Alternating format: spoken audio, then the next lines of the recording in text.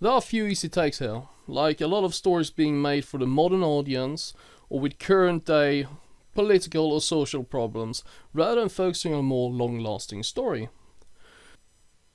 As such, we see a lot of usually pretty large titles coming out every year, where they emphasizes on making these kinds of points that will be obsolete in less than a decade.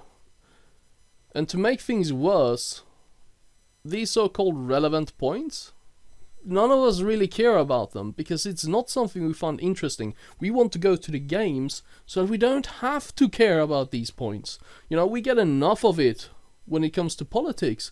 We don't want that shit in our games because it's just too much. And to be honest, I'm really getting tired of games that are trying to push an agenda. It is really exhausting.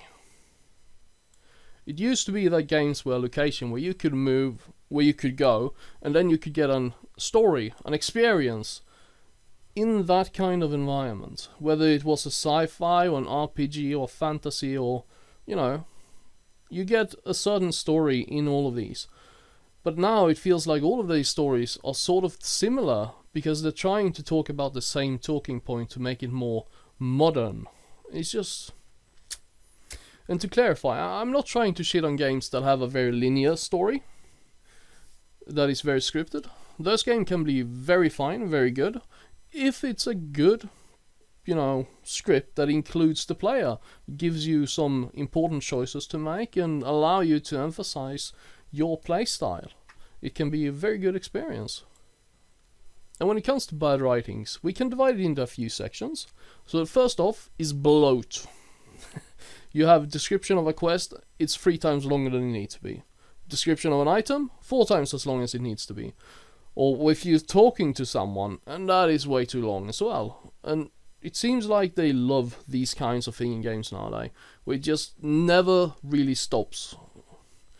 Number 2 is the conversations with NPCs. Whether it be the lack of meaningful choices. So you have 4 choices, but it doesn't matter which one you pick, they're all gonna do the same thing in the end. Or you talk to them and they just won't shut up. Right? You talk and talk and you talk, and you're paying attention to the first 5, maybe 10 conversation lines, and then after that you just hit skip, skip, skip, skip, skip. And once it's done, you just check your quest log to go, oh, so that's what I was supposed to do. And that little paragraph would have taken like less than half of what the actual conversation was. And it feels like that stuff is everywhere now. Responses. This is something that's very important in order to make you feel like a part of the environment. So a response can be anything from a strategy game when you tell a unit to move somewhere and they go like, yes sir, right away. Or if you're having a character that's running around and you take an arrow to the knee and you go like, ugh.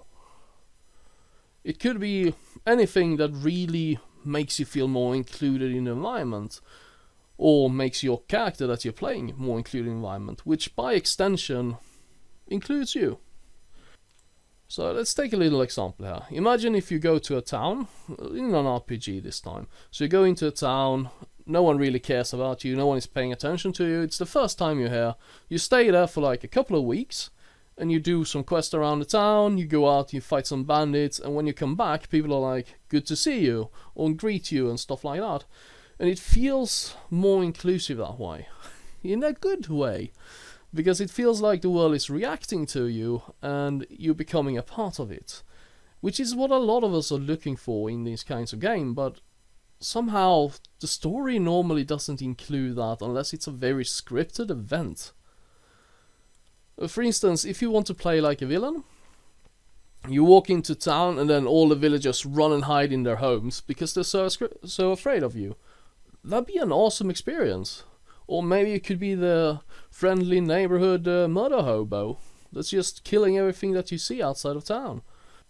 But no, for some reason they have decided to limit themselves to either dialogue or cutscenes. Even though the way you tell a story in a game is more about the world that you are existing within rather than the cutscenes. Developers. They're not writers in most cases, and writers, they're not developers. And if you go to a writing school, you'll most likely go there for a book, blogging, or making movies. right? They don't really have any story writing for games, which is puts them in a hard spot, because the emphasizes you need to do in the different medias, they don't really apply to games. So if you have a book, you need to tell the player exactly everything that's going on. And if you have a movie, then the player is on the side.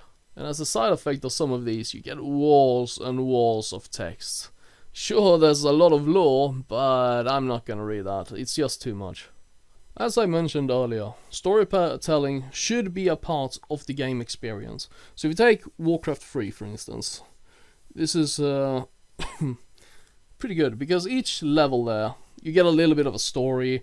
It tells you why you're in here and what you need to do, and that's about it. It's pretty short, it's pretty quick, and it lets you know exactly what you need to know.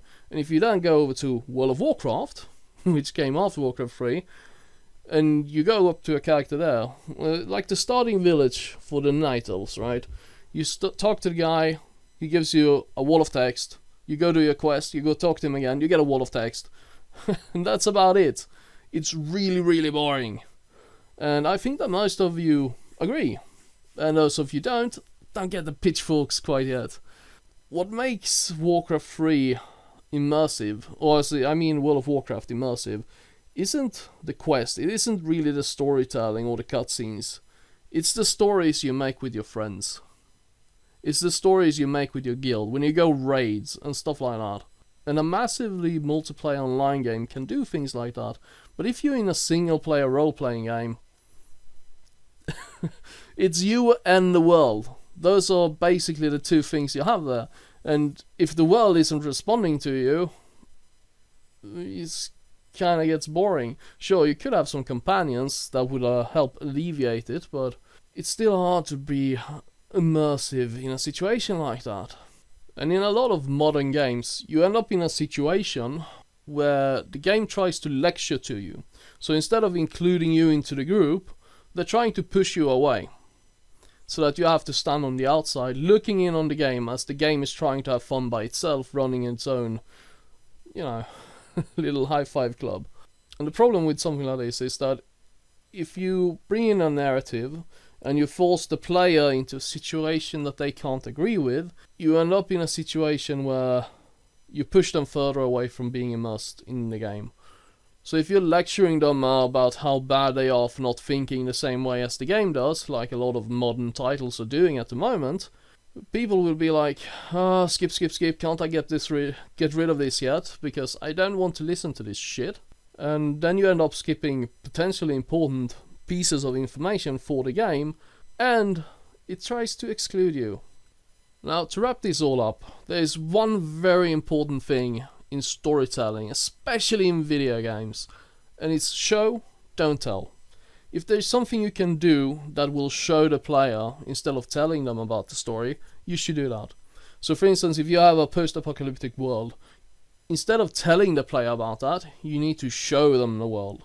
A very important thing about showing something is that it's a lot harder for the player to reject something that they can see. But if it's something that you're telling them, that's your opinion, which means it doesn't necessarily have to be the same as mine. So if you want to make something culturally horrifying, like if you want to teach them about how bad slavery is, for instance, you don't go and tell them about it. You give them a quest where they go and help a family that have been enslaved or something. And just like that, the player gets to figure out for themselves what their opinion is in regards to this situation. So instead of being lectured to, they get to experience new things, which is the entire reason for why we play games, because we want new things to experience. That's all for today. Have a good one.